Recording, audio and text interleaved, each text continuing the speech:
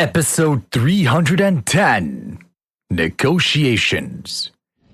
Although the Empress had lost a lot of energy to the Mystic Serpent Whip, she wasn't as weak as she looked. Her vital energy began to circulate again, and almost as soon as she was released, the effects of the depletion enchantment also weakened. To everyone's surprise, instead of walking away, she turned around to face Bobby. With the help of Master Chandler, she had a chance of killing him and defending Lord Tate. "Watch out!" Lord Tate cried as the Empress directed a blast of true spirit energy at Bobby. The members of the Imperial family cheered. "She's really smart," someone commented. "Yes, she's definitely proven herself worthy of her position as Empress," someone else said. The crowd was very excited by the turn of events. Bobby had already anticipated the speed and direction of the attack. However, he quickly moved out of the way.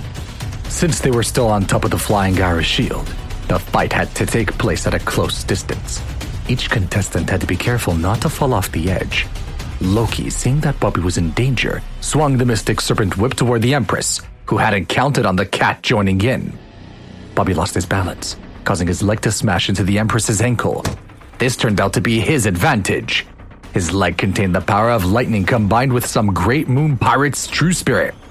The Empress's body stiffened, meaning that she could not react as fast as she would like to have.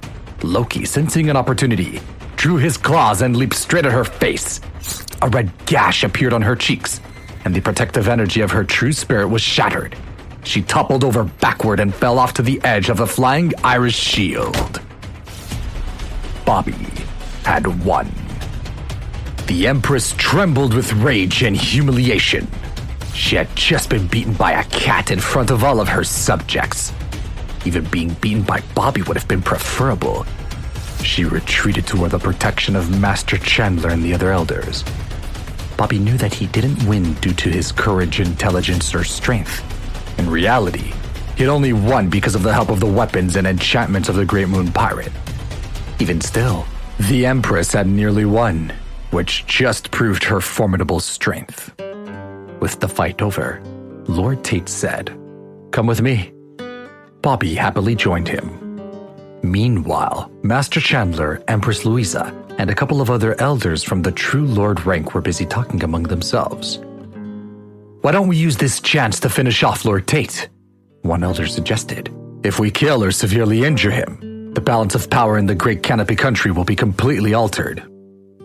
"Everyone knows what they say about the Master of the Iron Blood Clan being in a deep sleep is just a story," another elder said. "Together, we can easily beat Lord Tate." Master Chandler and the Empress listened without saying a word. "What do you think, Empress Louisa?" Master Chandler finally asked. "Our chances of winning are only about 50%, she said. "Everyone knows Lord Tate's strength, which has only increased because of the Wheel of Light and Shadow. Plus, the Blood Dragon carriage has a shield that's impenetrable to attacks from the true human rank. Even attacks from the True Lord and True Mystic ranks can hardly damage it." Although the Empress was angry, she hadn't allowed her hatred to blind her to reality. Aside from Lord Tate's strength, she was also worried about the effects of the depletion enchantment and the Flying Irish shield. Without the protection of the Blood Dragon carriage, they had almost no chance of winning. On top of this, she was injured and still quite weak. Instead of fighting, they decided to try and trick Bobby into giving them the depletion enchantment. As long as he had it, he was a danger to them. If they could get their hands on it, however, they would have a big advantage over their enemies. The Emperor spoke to Bobby. "If you give us the depletion enchantment, you can go," he said. "We would be ready to forget everything that has happened today and even treat you as a friend." "I'm not ready to give up," Bobby said. "But if you withdraw the arrest warrant that was made against me and promise not to harm any of my friends, I promise to destroy it myself in 3 years' time." Bobby knew that the Empress could use the enchantment to plot against him and the Broken Moon clan.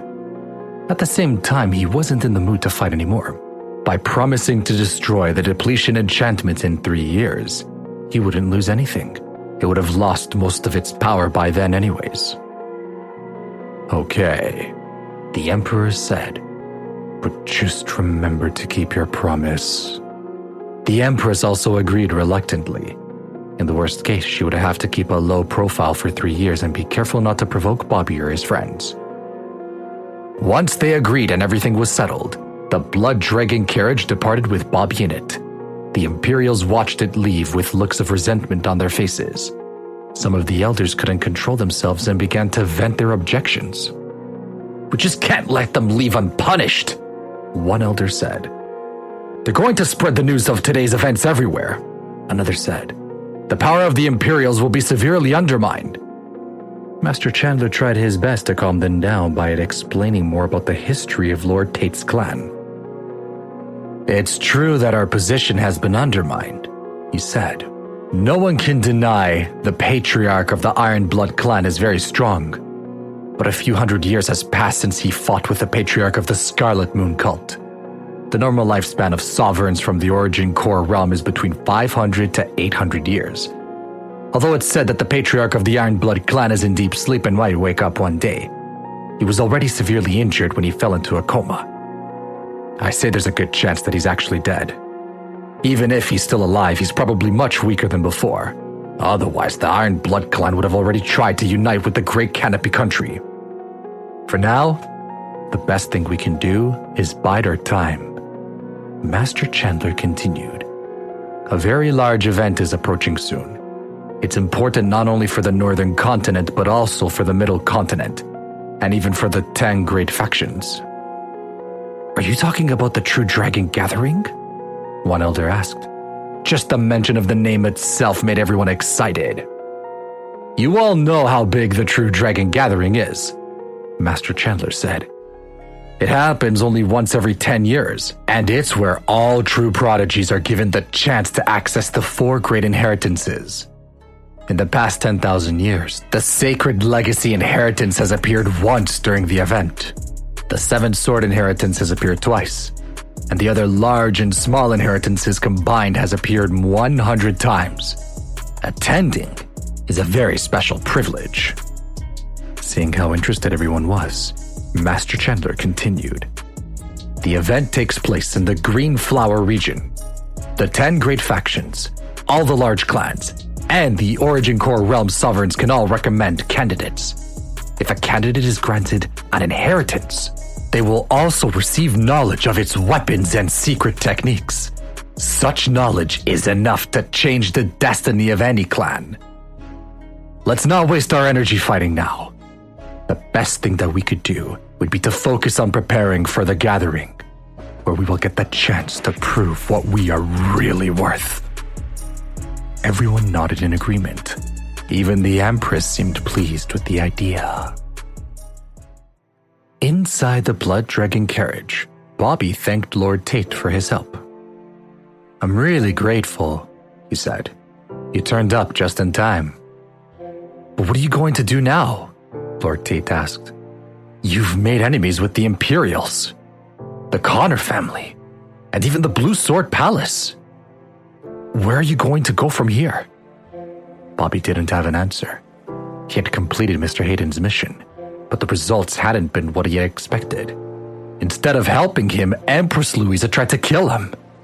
It was as if he had come a long way just for nothing. He had only made enemies.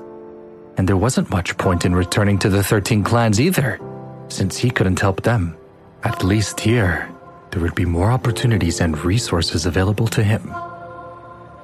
"If you're willing, I can make you a branch leader of the Iron Blood clan and give you a small piece of our territory to manage," Lord Tate offered. "I've seen how much courage you have, and I would be happy to accept you as a member." Bobby was attracted by the offer. Although Lord Tate seems that he couldn't offer him a very large area, the place he had mentioned was actually as big as the whole Cloud country. To him, it seemed huge. Normally, only those who had reached the true mystic rank were allowed to become branch leaders of the Iron Blood clan. Bobby knew that Lord Tate was making a very special exception for him, and Bobby really appreciated. "Thank you," he said. "I accept your offer, I'm ready to join the Iron Blood clan.